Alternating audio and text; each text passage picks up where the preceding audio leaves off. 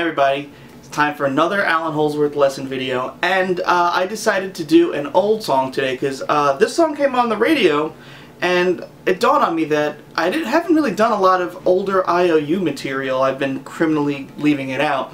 I don't know why, so I figured this might be a good time to actually start getting some of them done because I like a lot of the songs on there.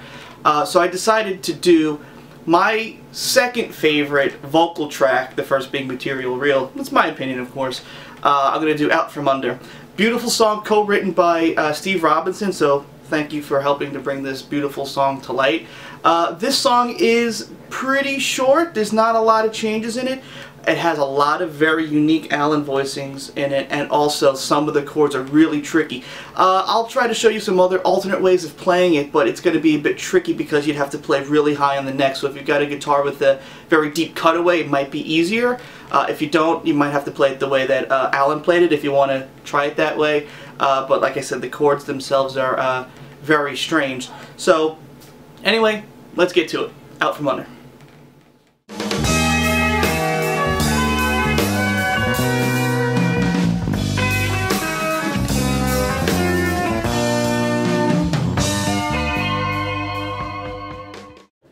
Alright, so the beginning of the song starts out with this simple A-flat minor riff, like a 12/8 kind of feel. Then when we get to the chords, we're going to get to some kind of strange names.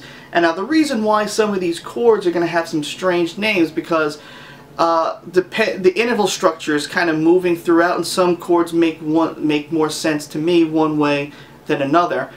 So I'm going to be calling them by what I would consider its simplest name. I'll give you both names and you can call it however you want. So the first chord is going to be real doozy. I've never seen Allan play this chord before, except for this song. Real kind of weird one, and you can see with my third finger I'm kind of trying to do this because there's a perfect fifth on the top, and then you're playing this major 6 interval on the bottom. Now I'm going to move this chord a half step up so I can talk about it a little bit easier. You can see the notes. Got an E, a G sharp, and a B in the, and a B, yeah. E major.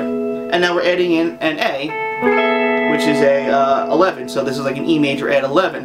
But if you want to hear it as A being your root, we have an A, an E, and a B, which is a sus2, and we're adding in a G sharp. Most add 11 chords you can also, well, all add 11 chords you can think of as major 7 sus2 chords, but depending on how it's voiced, it makes more sense one way than another. So this one to me is a little bit in the middle, but I'm going to call it a major add 11 because I think it's easier for me to remember and also use, because the root would be the high E string. So the first chord is an E flat major add 11, then your pinky goes down a half step and your third finger goes down a whole step, and now you have this chord, which I would consider a F sharp add 9. But if you want to call this your root on the D string, you would have a B flat minor 7 sharp 5. Once again, this is sort of like that tension substitution that I was talking about in the merry-go-round. Thank you, Juan Daz, for once again bringing that to light because it makes naming these chords so much easier. So you can think of this chord as two different ways: a B flat minor 7 sharp 5, or a F sharp add 11. Now to me, F sharp major add 11 makes more sense, so that's what I'm going to call it as. So now here, if you try to keep that same interval structure as before, if you have this chord as a minor 7 sharp 5, and then you move this first finger down, you're going to get sort of like a weirder name out of this. But if you think of it as a major with a major F sharp major add 9, then when you move your first finger down a half step here, then it's a minor third and you have a minor add 9, which to me makes more sense. But when I see this chord, now that we're playing a B here, I'm hearing a major 7, but now I'm playing a B on the top, which is an A major 7 sus2, and then using tension substitution, taking the 5th and moving it to the 6th, or F sharp. So now I have like a major 13 sus2.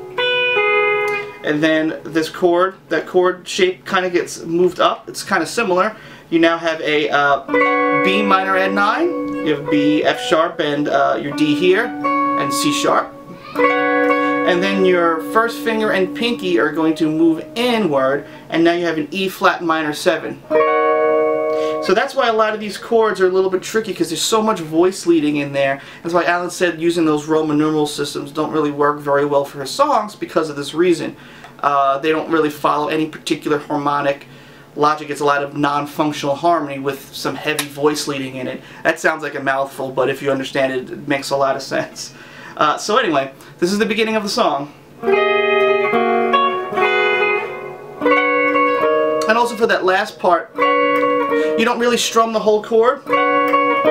You're really only playing the middle two strings, the bottom two strings, and the other ones are ringing out. Then after that, you have this little thing. It's sort of similar to what we did up here for B, but now it's an E minor add 9. You play the F sharp. You move your first finger and pinky inward again, and now you have this A flat minor 7. And then you take your pinky off and now play this C sharp. And then G major with an add 11. This chord is also in Where's 1. You see this chord a lot Allan uses. And then you move it up to C, C major add 11. B flat major add 9, and then the last chord, this right here, once again tension substitution. You could think of it as a D minor 7. I'll play it down here. But now you're taking the 5th and moving it to the 6th. So now you have a root, your 6, your minor 3rd, and your 7. And that's it. That's the whole beginning part, and that part repeats almost exactly a little bit later in the song, the first half of it. So I'll play it again real quickly, and then I'll talk about the verse. Then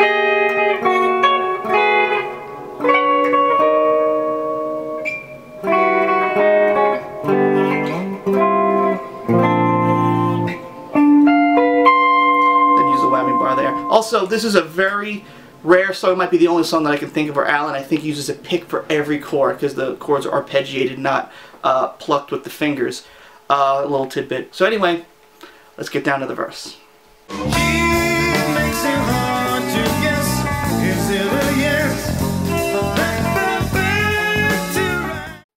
Alright, so here's the verse.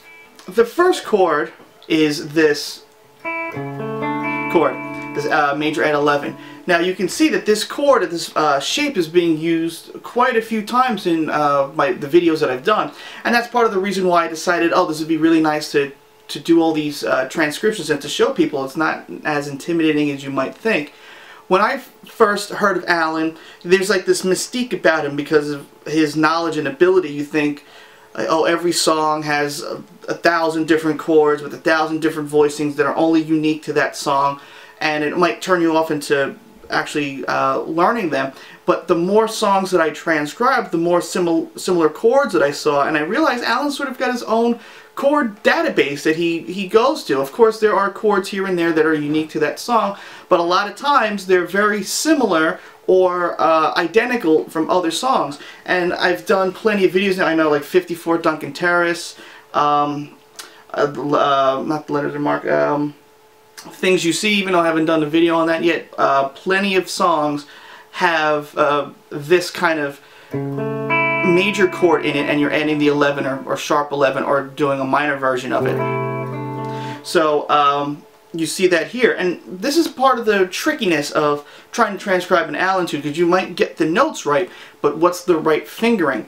Now, of course, the fingering can be whatever you want it to be, but ultimately what usually makes the most sense is the chords usually have some sort of similarity. Usually they're all on the same group of strings. They're not jumping up and down too much. So for example, this A major with an add 11, you can also play with the C sharp here.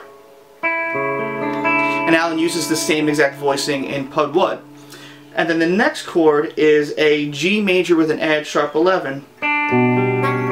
But you can also play that B down here, and you have this, which is really hard, which I can't even really play. Allan actually does use this voicing in Rakuka, or Rakuka, I'm not quite sure how you say it, I don't know if I'm going to do a video on that song because there's not enough meat on the bone, I think, for a good lesson. But he does use that actual voicing in there. But okay, if it's too hard there, why not move it to here? And now it's sort of like a C sharp minor chord. But now you're moving your third and fourth finger up a half step, and now you have that A major add 11.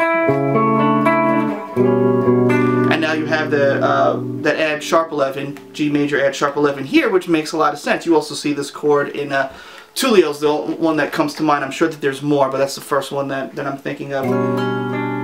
But then the next chord has a low A in it, so how would you play that? Well, the way that Allan plays it is he plays everything like this. And then you take that C sharp, that B, and you move it to A. And now you have a A11 chord. You have your A, G, C sharp, and D. So that makes the most sense. And of course you can play it however you want. You can go whoops. If that makes sense. But usually I find the way that Allan plays it makes sense. And it gives you a good understanding of how he thinks of things. So when you're transcribing more songs of his, you can rely on the information you've gotten from past songs. So A major add 11, to G major with an add sharp 11, to A dominant 7, and then this C6 chord. And this chord is another one that you see a lot. I know it's used in Letters of Marque. It's also in Tullio. It's in a few others, and also uses the same physical hand shape as in the Un-Merry-Go-Round, like here. Same thing. But of course we're playing a different group of strings, so the notes are going to be different. But the physical shape is the same, so you can see I'm really using the side of my finger. You can also think of a C6 chord as a minor 7, so if you want to call it that, you can. You have A, C, and E, and then you're playing a G right there. But I think the way that this is voiced to me makes more sense as a C6 chord, because I really have the C major with the 6 in the middle. Then what happens is that moves up a major third, and now you have a C sharp major with an add 11. And it repeats in the same order as before, so C sharp with an add 11, B major with an add sharp 11, C sharp dominant 7. But now from here you move that note all the way up, and now you're playing a D major with an add sharp 11. And you're also playing the high D on the E string there. Same voicings as before, and then this really cool chord.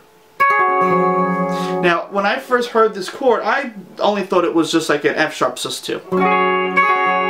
But on closer inspection, I actually hear an F on the bottom, and you actually are playing this, which is really, really cool, really smart. So this, I would say, is a C sharp major with an added 11, because we have our C sharp, our C sharp, G sharp, and F, which is our major triad, and then we're of course adding the 11 here and here. And this is a kind of a rare instance where Allan's actually using multiple notes in the same octaves and unison, not unison notes, but octave notes. Usually every note in the chord is unique. He doesn't double a lot of notes, but that's what the chord is. And you know, every time he plays it, he does it a little bit different. And then it moves to a B major with an sharp 11, and then to G with the add sharp 11. So I'm going to play that for you.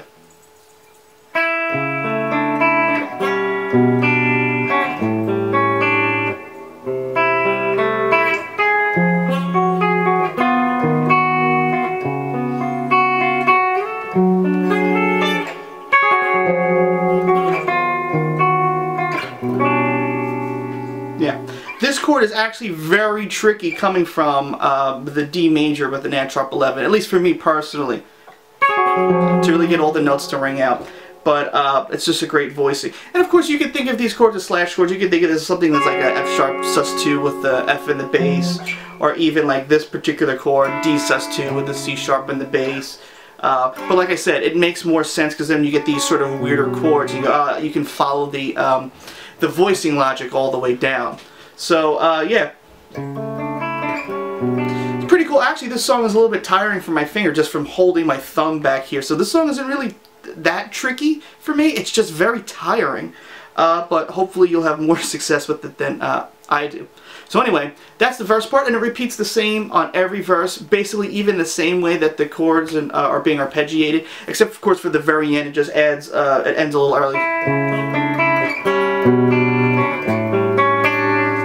And that's just how it ends. So that's the verse part, and there's only two other parts. There's like the chorus part, and there's like a little bridge part. So it's time to do that now.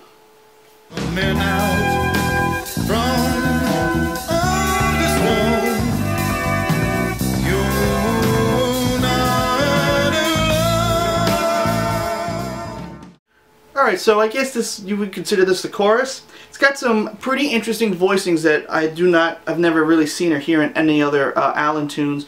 But what's really cool here is, this is a good example of voice leading, because the top note of each chord is sort of what your ear is hearing, and it's playing a simple melody. It's pretty much just playing G major backwards, and then stopping on A. So your ear really hears that, but the notes underneath that are really changing, and that's kind of what's interesting here. So you're sort of jumping in between a few keys. So the first chord here, you have an E minor, add 9, because I see an E, a G, and a B, and then you're playing the F sharp, an E minor, add 9, and then this chord here, which is a B. You have a B, F sharp, and D sharp, and then you're ending in an E. So this would be, to me, a B major with an add 11. And remember, any add 11 chord can kind of be seen as a major 7 sus2 chord. So if you want to think of it like that, you would have E as your root, your 5th, your sus2, and then your 11. I mean, sorry, your major 7th on the bottom here. So this, you could think of this as an E major 7 sus2 chord. I think it makes more sense, honestly, as a B major with an add 11. That's just me. And then you move that down here to C major with an add sharp 11. You have your E, G, C, C major, and then you're adding in the 11, sharp 11 I should say. And then the next chord is a E minor, well, really not a minor because you don't have the minor third there. It's really an E 7 sus2. It's like an E sus2, and then you're playing the flat 7 on top, or you can think of it as a B minor with an add 11. And this is what I was saying before, how some of the chords have different functions or different names, and primarily what makes this a little strange is Allan disregards, he doesn't care what the root of the chord is as long as you're playing the notes in the key. So you'll see a lot of times he just moves the top note to the low E string or vice versa.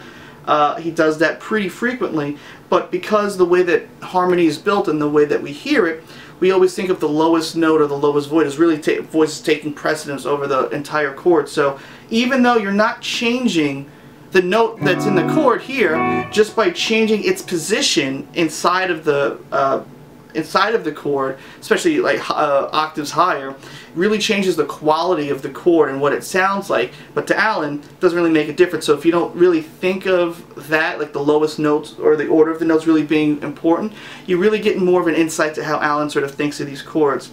So I would actually consider this a minor add 11. I think it makes it a little bit easier for me to understand a B minor add 11. Then back to that A minor add 9 shape, just like the same shape up here, but now we're in A.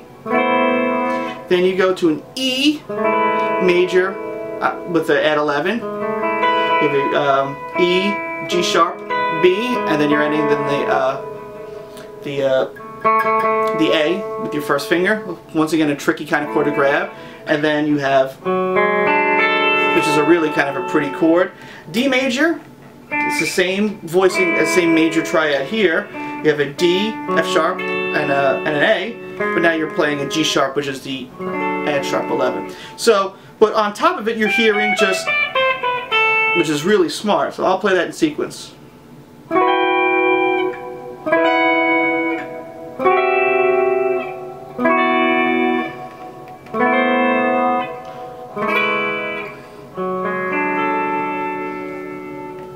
And that's it. That repeats the same way every time, and sometimes Allan will use a a volume pedal to swell those notes in.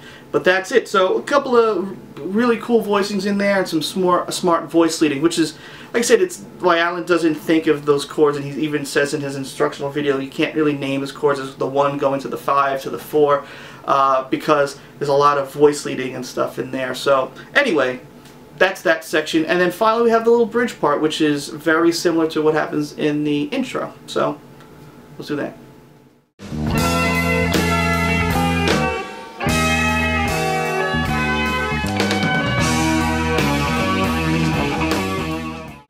So when we get to the bridge section, you're still using the same kind of chords as before, but now you have this, I would say that this is A major with an add 9, or once again you could think of it as C sharp being your roots, or C sharp minor sharp 5, C sharp minor 7 sharp 5. But now what's really tricky is you take this voicing and you move it to that major add 11 voicing. And that's really weird to grab. And then you play a G major at 9. But now what happens is you move that G down a half step, and now you have a B minor 7. So that's why I said a lot of the voice leading stuff in here is really strange. And then you go back to the intro section with the E flat at 11. Whoops.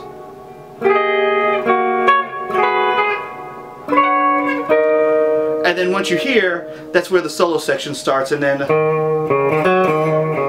play that minor pentatonic lick, but it's in E. And for the solo, it's basically like free improv, and a lot of early Allan stuff has that Coltrane feel where there's a lot of free improv within like a certain overall key. There's not really like a specific chord progression that you're following, and this is what happens.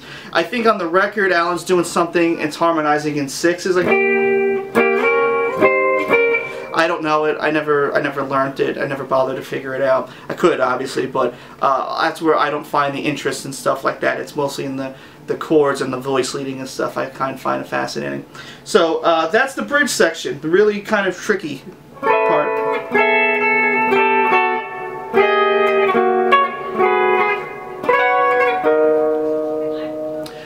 So in this next section, I'm just going to give you some alternates how to play some of those wackier chords. I'm not going to go through all the sections, but at least I'll give you some insight, different ways of playing it. So let's do that.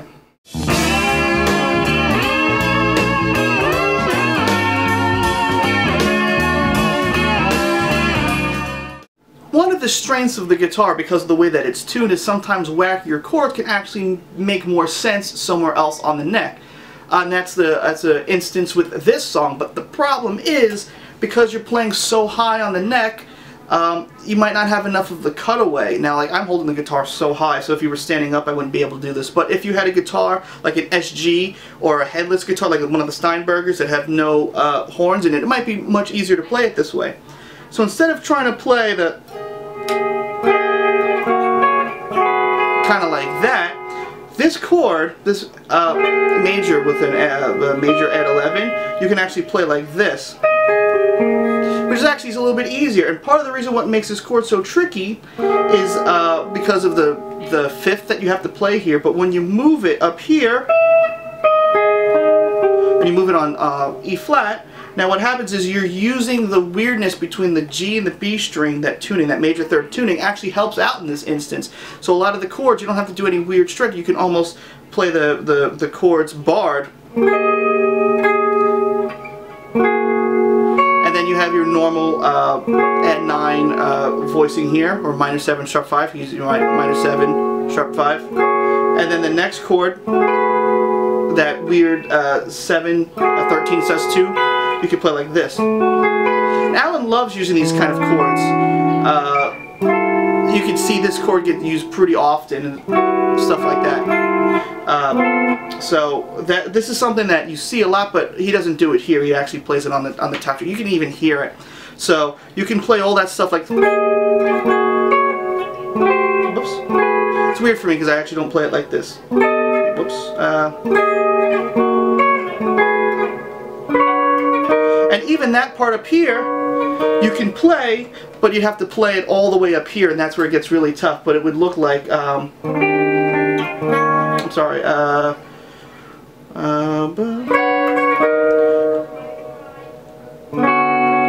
there we go. So you're moving this like major 13 or that minor ed 9 voicing, and you move these two fingers in, and now you have a minor 7. But the way that you'd be phrasing is using these fingers like that.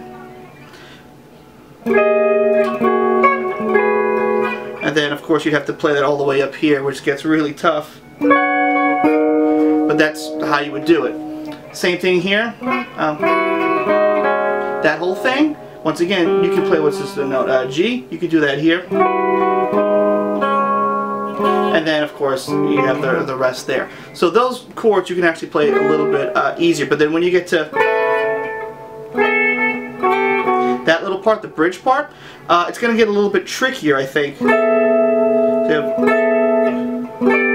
Sorry, I've never actually played it like this before, so I'm kind of figuring it out right now.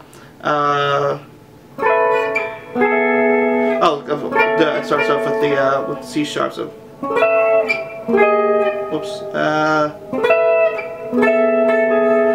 And then the next chord is yeah,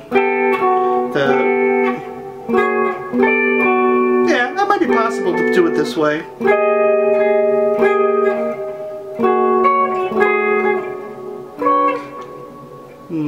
Yeah, it's really just getting your fingers up here is really tough.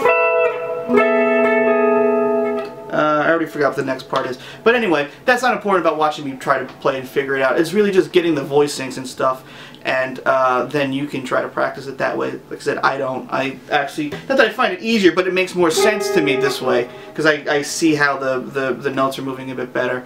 But that's just me. Anyway, that's the whole song. And the next video that I'm going to do another one off of IOU. I'm going to do Checking Out, because that's another one I haven't seen any transcriptions of. And it also it's got a lot of weird chords in it, but like the whole middle section is all that minor 7, it's all just minor 7 sharp 5 chords.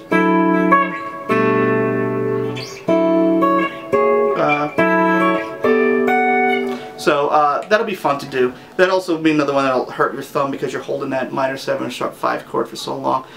Anyway, thanks for joining me, and I'll see you soon.